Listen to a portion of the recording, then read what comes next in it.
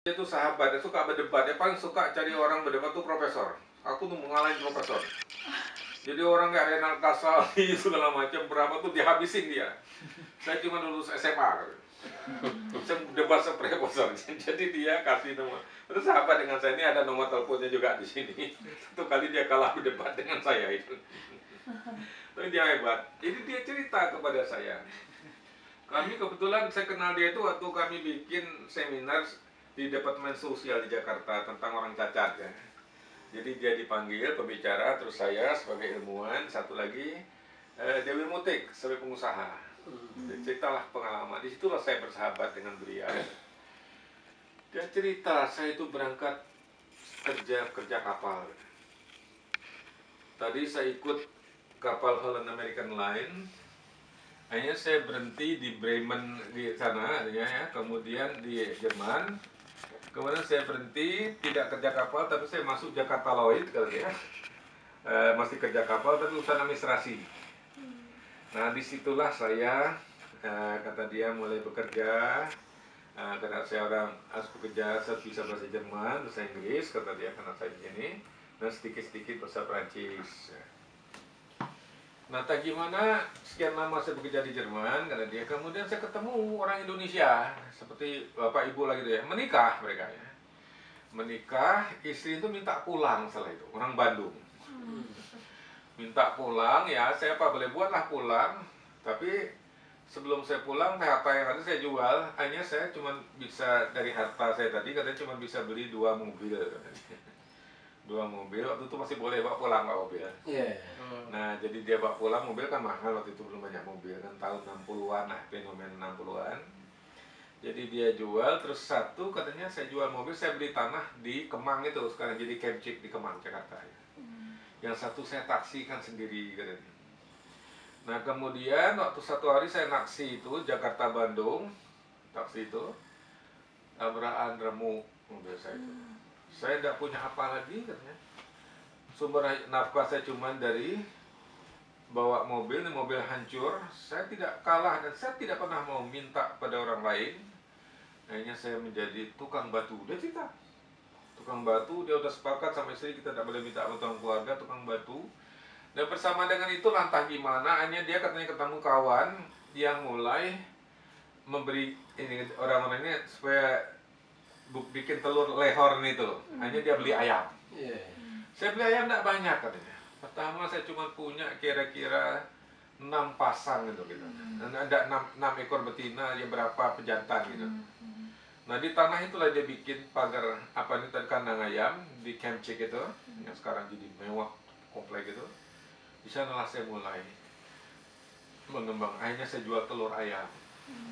Karena di sekitar Kemang, Kebayoran tuh banyak orang asing. Nah, karena saya bisa bahasa Jerman, saya bisa sedikit bahasa Prancis, bahasa Inggris, kata dia.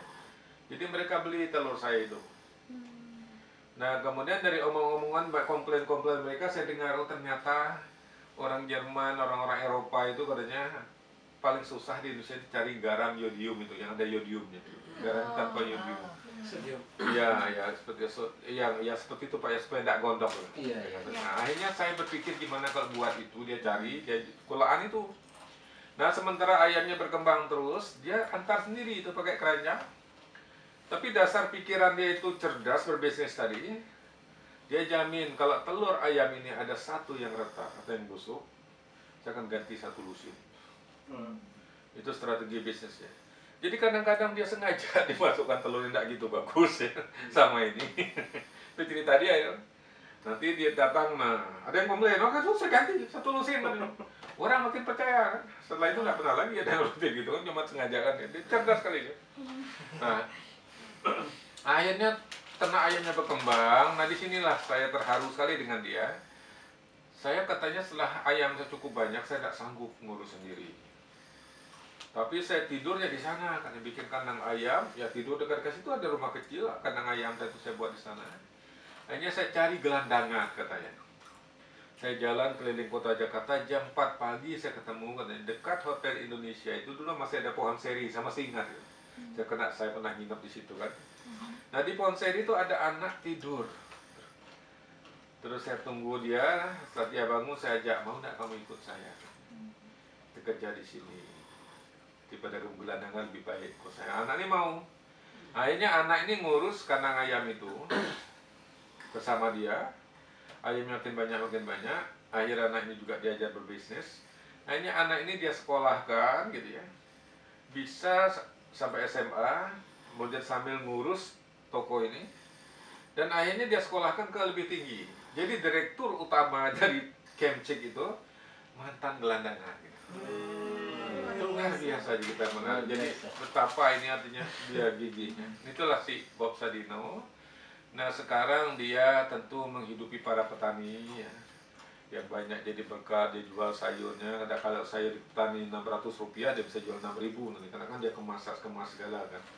Tapi dia mengatakan saya tak serakah kok, saya akan bantu juga sisa duit untuk mengembangkan petani juga supaya lebih bagus gitu kan. Nah itu yang kita lihat. Jadi banyak cerita-cerita ini yang saya pelajari. Sukses itu sebenarnya satu tekad, yakin bahwa kalau kita berusaha pasti dikasih Allah. Itu ada pepatah Arab, menjadda wajadda, siapa berusaha pasti akan dikasih hasilnya untuk dia menawai. Nah jadi kalau kita lihat itu sifat-sifat itu di dalam konteks, kalau kita bicara masalah manajemen modern sekarang ya, sumber daya manusia. Jadi modal sukses itu yang pertama adalah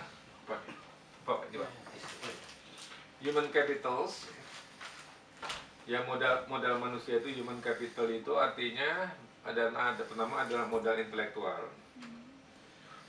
Nah modal intelektual itu bisa secara formal seperti Anda sekolah ini, sekolah ya.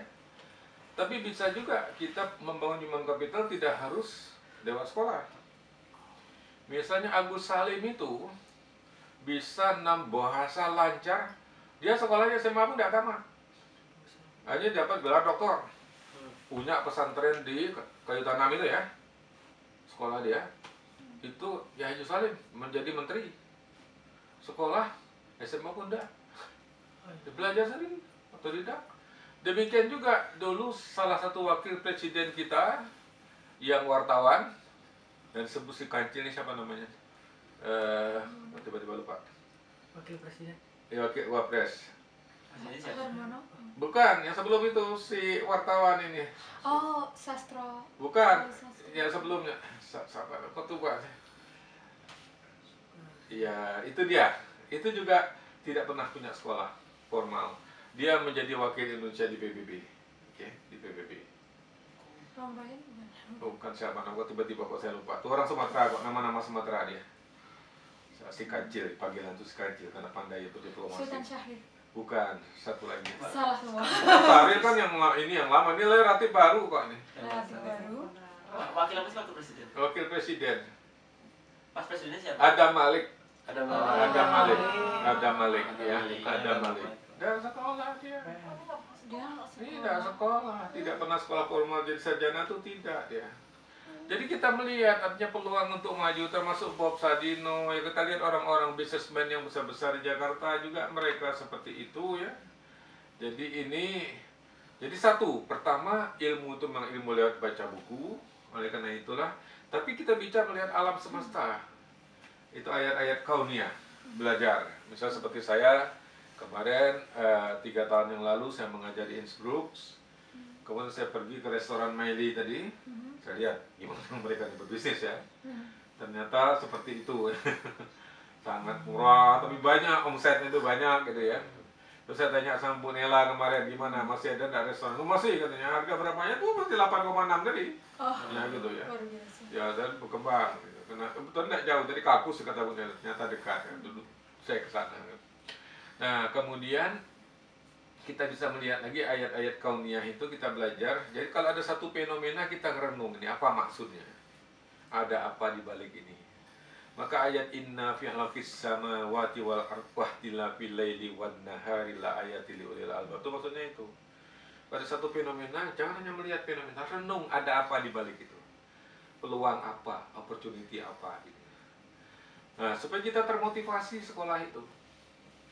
Kita harus punya dream ya, we have a dream, tergantung kita level mana. Seperti saya, misalnya saya ingat contoh itu kenapa kita bicara visi kehidupan, ya, visi dream kehidupan. Ya. begitu kita